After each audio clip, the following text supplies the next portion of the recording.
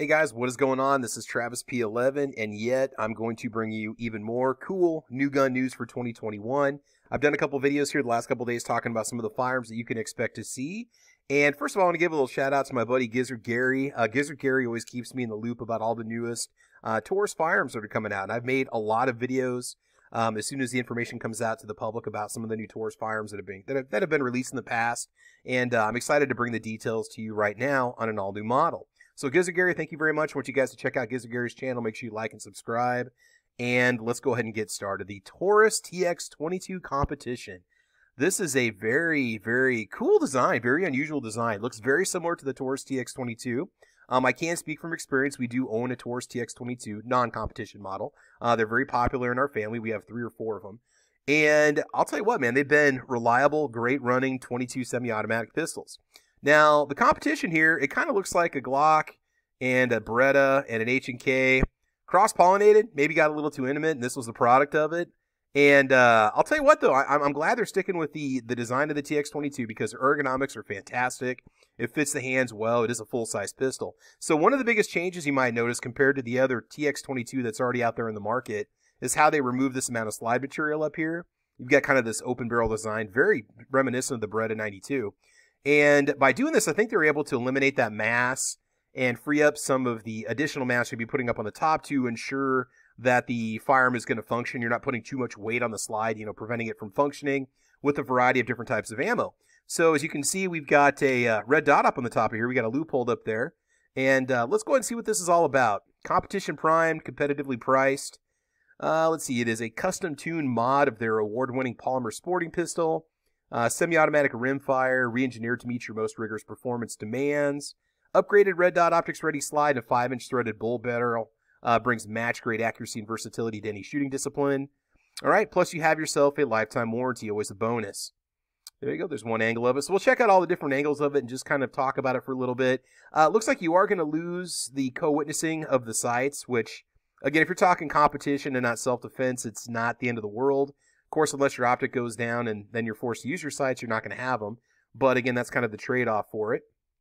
All right, so let's get through the features. What do you need to know? It's chambered in 22 long rifle. You can either get 16 or 10 round magazines, depending on where you live.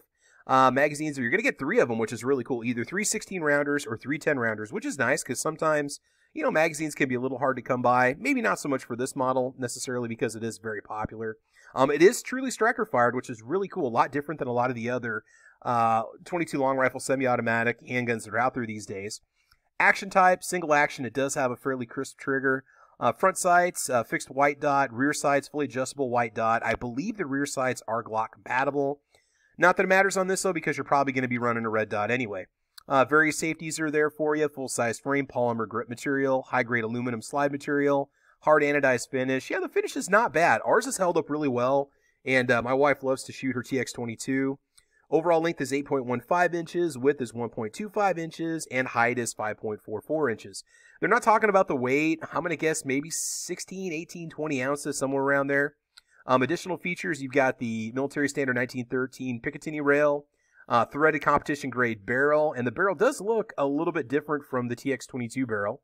And then you've also got 4 different mounting options, which is really cool because sometimes manufacturers lock you into just a couple different possibilities for a red dot unless you want to go buy additional adapter plates. And Taurus is really kind of taking the step ahead by having these reversible plates. So here's the top of the handgun, and you can see what it looks like. You can see how the light, the RMR just mounts literally right up on the top there. So it is going to be fixed to the barrel the way that I'm seeing it right now. So the slide is going to move. It's going to eject the round. And all you're really going to get is the tilting of the red dot, if I'm seeing that correct, because I don't believe it mounts onto the slide. So that's a very, very unusual design. Normally they mount them towards the rear or you take up the rear sight with it. Here's how the plates are going to work. They're basically going to be reversible. So we've got the Seymour STS2 compatible slide. So side one. Side 2 is a Leopold Delta Point compatible, Bushnell RXS 250 compatible. Your plate 2 side 1 is Trijicon RMR compatible, Holosun 407 compatible. Side 2 is Vortex Venom, Dr. Noblex, and Burris Fastfire, and Sightmark Mini compatible. So that's going to take care of the bulk of what's out there right now. And who knows, maybe some other companies will release additional plates as time goes on.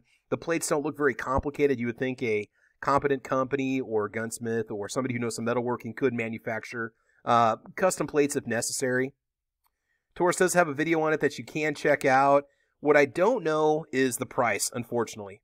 Okay, it says buy now. We'll click on that and see what it does for us. So here's a few more angles of it, just checking it out.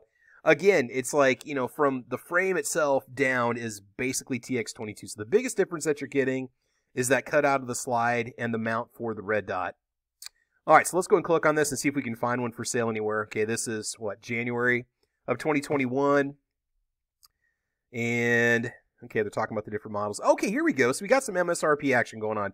Unfortunately, you're probably going to have to pay close to the MSRP, if not more, simply because of the situation right now for the demand in guns. In fact, I think I was seeing this, the TX22, for $349 locally. So it's even more than the suggested retail price. And again, they can do it because of the demand. So $484. So we're probably, I'm going to say you might be able to get in one of these for $450, $440, somewhere around there. Is it worth it? You know, if you want to get into competition, or if you can get into a league that'll let you run 22 long rifle instead of 9mm because of the situation we're in right now, yeah, I say definitely go for it. So let's click on the details and click on buy now. Okay, and it looks like it doesn't take us anywhere. And sorry about that, guys. Windows had a little bit of a hiccup there. There's a few more details about the gun. Wait, okay, there you go. 17.30 ounces. This is what happened when I clicked on the buy now link. There's a little bit more of a close-up of it. Again, very, very reminiscent of the TX22. So if you go to find a dealer, yeah, it's just going to use a local dealer near you. Doesn't mean they're going to have it in stock, but you can download the instruction manual. So if you want even more details about the pistol, you can check that out if you're kind of interested in it. Let's check out just a few more angles, and then we'll call it good. Again, so that red dot does mount to the barrel, and it is I believe it's a tilting barrel design. I don't believe it's fixed. Yeah, so there is a little bit of space there, which is going to protect the plate from getting slammed by the slide every single time. I was kind of curious about that, what kind of gap they put up there. There you go. So that, in a nutshell, is what we know so far about the Taurus TX22. Make sure you guys check out the video over on the Taurus website, and you can watch it and see what you think about it. Definitely something to consider. I got a feeling it's going to be popular because it's going to get you into that competitive arena without spending too much money. And if you have 22 long rifle to burn, you know, it is a more economical way to compete at this time. And again, little shout out to Gizzard Gary for sharing that information with me, and I just wanted to share that information with you. Guys, make sure you check out my channel, Travis P11. We've got a lot of great videos over on the channel. We also do a podcast called Caliber Corner every Saturday morning at 8 a.m. We've been running it for almost 3 years now. We talk guns and ammo, shooting, prepper stuff, whatever. It's always a great show. Make sure you guys check it out. Head on over to my channel, like and subscribe. Head over to Gizzard Gary's channel, like and subscribe. And I think that's about it. So, guys, have fun, be safe, and as you know, we will talk to you soon. All right, take care, guys. Bye-bye.